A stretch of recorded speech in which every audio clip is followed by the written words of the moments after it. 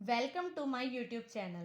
कल मैंने आपको सिंधु घाटी सभ्यता के क्षेत्रफल के बारे में बताया था कि कितना क्षेत्रफल उत्तर से दक्षिण है और कितना क्षेत्रफल पूरब से पश्चिम है। आज मैं आपको ये बताऊंगी कि सिंधु घाटी सभ्यता का आकार कैसा है। सिंधु घाटी सभ्यता का आकार त्रिभुजाकार है। ठीक है। दूसरा, उन्होंने राखल दास बनर्जी ने मैंने आपको बताया था हड़प्पा की खोज दयाराम साहनी ने की थी और राखल दास बनर्जी ने मोहनजोदाड़ो की खोज की थी। वैसे 1000 से ज़्यादा जगह पर खुदाई की गई है। 1000 से ज़्यादा जगह पर खुदाई की गई है और 2800 से ज़्यादा क्षेत्र मिले हैं खुदाई के अंदर। लेकिन हम 6 के बारे में ही ज़्यादा डिस्कस करते हैं जो मेन है। जैसे सबसे पहला है हड़प्पा, ठीक है। दूसरा है मोहनजोदाड़ो। तीसरा है आपका धौलावीरा। चौथा है कालीबंगन। पांचवा लोथल और छठा बनवाली। सबसे पहले हम हड़प्पा के बारे में बात करेंगे। हड़प्पा आपके पाकिस्तान के पंजाब प्रांत में मोंटोगोमेरी एक ज़िला है, उसके पास है। मोंटोगोमेरी ज़िले के पास है और हड़प्पा रावी नदी के किनारे है। हड़प्पा आपका रावी नदी के किनारे है। रावी नदी, अब सवाल ये उठता है, हम इसे सिंधु घाटी सभ्यता कहते हैं, लेकिन ये रावी नदी के किनारे ऐसा क्यों है? क्योंकि रावी नदी सिंधु नदी की सहायक नदी है। जैसे गंगा की सहायक नदी है, यमुना है, सरस्वती है, और इसी तरह आपकी सिंधु नदी की सहायक नदी रावी नदी है। उसके बाद सिंधु घाटी सभ्यता का जो पीक पर टाइम था वो था 2200 बीसी से 2000 बीसी तक। मतलब ये पूरी परिपक्व अवस्था में थी उस टाइम, ठीक है। सिंधु घाटी सभ्यता के बारे में मैंने आपको क्षेत्रफल भी कल आपको बताया था कि क्षेत्रफल क्या होता है। अब थोड़ी सी बात उसके बारे में करते हैं। दूसरा आपका है एरिया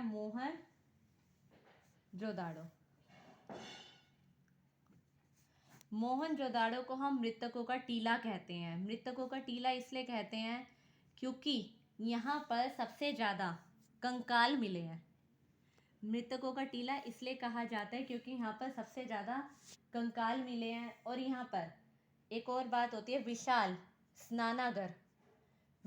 स्नानागार मिला है। स्नानागार मतलब ग्रेट बाथ। वो इतना बड़ा ग्रेट बाथ है कि जिन्होंने खुदाई की है उन्होंने, इतिहासकारों ने उसको देखकर अंदाज़ा लगाया होगा शायद इस जगह पर सारे लोग आकर नहाते होंगे।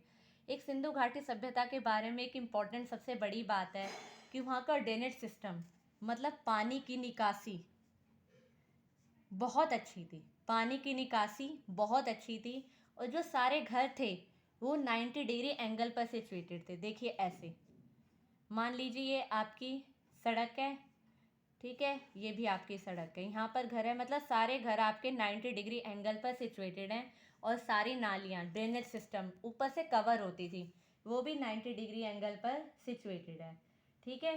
तीसरा है, इसके घर सारे पकी हुई ईंटों से बने हुए थे, ठीक है। सारे घर पकी हुई ईंटों से बने हुए थे।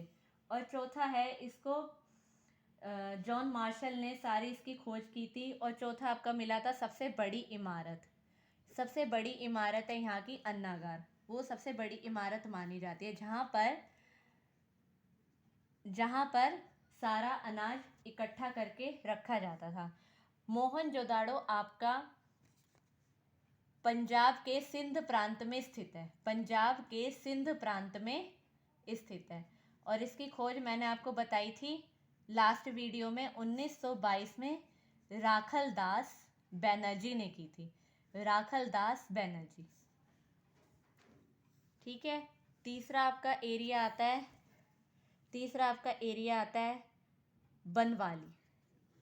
बनवाली आपका बिल्कुल हिसार। इसमें कुछ ज़्यादा बनवाली में ज़्यादा नहीं है। बनवाली में हरियाणा का जो ज़िला है हिसार, हिसार उसके पास में है।